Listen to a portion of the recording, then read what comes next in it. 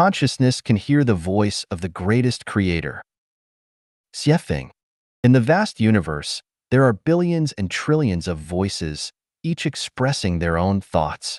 As long as we use spiritual perception, consciousness, to listen, we can hear them. Common sense tells us that hearing relies on ears, and without ears, we cannot hear any sound or better understand the intentions of others.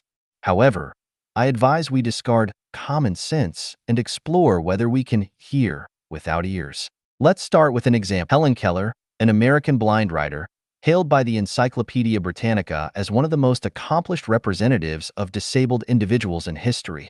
She embodied blindness, deafness, and muteness in one person. Despite being deaf, she could hear the voices of others, not through her ears but through touch. She would place her index finger on the speaker's lips, her middle finger on their nose, and her thumb on their throat, enabling her to hear their voice clearly. By placing her hand on a violin, she could hear the melodies played on it. This fact demonstrates that we can understand the voices of others even without using our ears. We can hear through the sense of touch. People with arthritis, as long as they pay attention, can be the first to hear the sound of climate change. When the river water warms up, ducks are the first to know, and sunlit flowers and trees meet spring early. The sounds of spring are first heard by certain animals and plants. Listening can be categorized into 3 levels. Using ears to listen is the primary level, using senses to listen is the second level, and using spiritual perception, consciousness, to listen is the highest level. What ears hear are the appearances of things. What senses hear are the processes of things. What consciousness hears are the essences of things. If someone says, "I love you," and you hear it with your ears, you perceive a sweet and pleasant sound, which is the superficial aspect. However, if you can feel the sound of love, then love has taken on a process. And if you can hear the sound of love with your consciousness, that love becomes a selfless and enchanting love. The love heard with ears is fleeting, the love sensed is enduring, and the love heard with consciousness is eternal. The supreme love is silent. To generalize further, the sounds heard with ears are often illusory. The sounds sensed are a mixture of reality and illusion, difficult to discern truth from falsehood, while the sounds heard with consciousness are genuine. The loudest sound is silence. The sound of silence can only be heard through consciousness. When a strong wind blows across the wilderness, we can hear the sound of the wind with our ears. When a gentle breeze passes through the wilderness, we can perceive the sound of the wind through our senses. However, there are countless sounds of the wind that we cannot hear with our ears or perceive with our senses. We need to use spiritual perception, consciousness, to listen.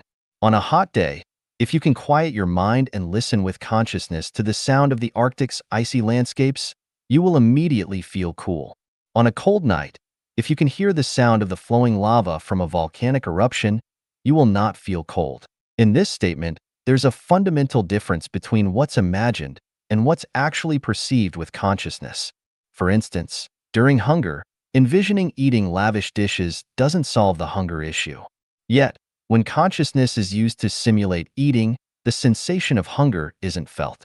This pertains to a matter of different levels. If one exercises consciously, like Helen Keller did, they will discover many natural mysteries. On a calm, windless night, you raise your palm and feel in all directions. You will notice a cool breeze coming from certain directions and a warm gust from others. Over time, your palm will be able to discern the sound of any object, whether it's directed towards mountains, rivers, trees, flowers, houses, cars, people, or tables. You can hear their sounds. For example, when you hold your palm against a thin book rolled up in your hand, you can sense its essence. Some books emit warmth, others coolness, while some books have no discernible temperature. If you can't feel anything, the reason lies not in the material itself, but in the lack of conscious training within yourself. It's like an ordinary piece of iron that lacks magnetization. It has no magnetism and therefore lacks north and south poles to distinguish between them. If we plug our ears and place our fingertips on someone's lips, we won't hear the person speaking, but Helen Keller could. The reason is that we haven't undergone conscious training. The creator of the universe created human beings, but did not grant us extraordinary hearing. Instead, our range of hearing is limited to 20 to 20,000 hertz. We are unable to hear sounds outside of this range. If we were able to hear infrasound and ultrasound, our days will have no peace. The sound of our heartbeat would be louder than drums. The sound of brushing our teeth would be like the earth shaking, and the sound of drinking water would resemble the roaring of the Victoria Falls. How could we bear such intensity? Everything has a sound. Any movement generates sound. When a jet plane takes off, it creates a deafening noise. However, if the frequency of its sound during takeoff exceeds 20,000 hertz, it becomes silent. In reality, it is not truly silent, but rather beyond our range of hearing. There are certain sounds we cannot hear because we are ordinary individuals, and only a few exceptional people can hear them because they are extraordinary beings. There are certain sounds we cannot hear because we are listening with our ears, while some individuals can hear them because they are listening with their consciousness. The thoughts and activities of the human mind have sound. The processes of conscious thinking have sound. These sounds accurately and unmistakably reveal the inner world of every individual to the vast world. Consequently, the greatest creator also accurately and unmistakably knows the nobility and baseness of our inner world. In Chinese history, many extraordinary individuals emerged who possessed knowledge of numerous mysteries of the universe. They warned us, even whispered words are heard by heaven like thunder, hidden intentions are seen by divine eyes like lightning. Keep your heart pure and your thoughts clear. Desire no guilt in the open. Offend not in the unseen. In all matters, advise against concealing the truth, for within 3 feet above your head, there are divine beings, and so on. They explicitly conveyed to us that any activity within our inner world generates a sound that may be inaudible to humans, but is distinctly heard by the greatest creator and gods and Buddhas, resonating like thunderous lightning. Jesus, Shakyamuni, Laozi, and others have left us with wisdom rather than the mysteries of the universe. Jesus explicitly stated that pearls should not be thrown to pigs, and that he spoke in parables so that those with wicked hearts would not understand.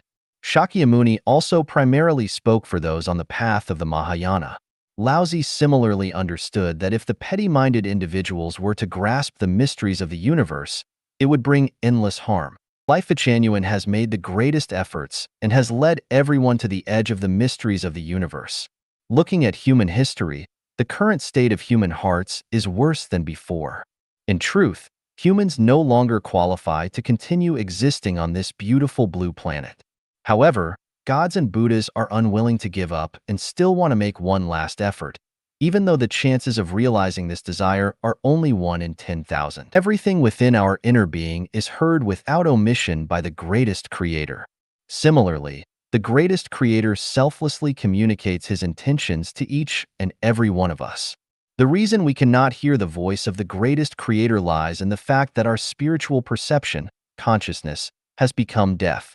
We have been misled by appearances. Our consciousness is too chaotic and restless, and we lack concentration and focus. Shakyamuni sat under the Bodhi tree for 7 days and nights, fully concentrated, before hearing the voice of the greatest creator and attaining enlightenment to become a Buddha.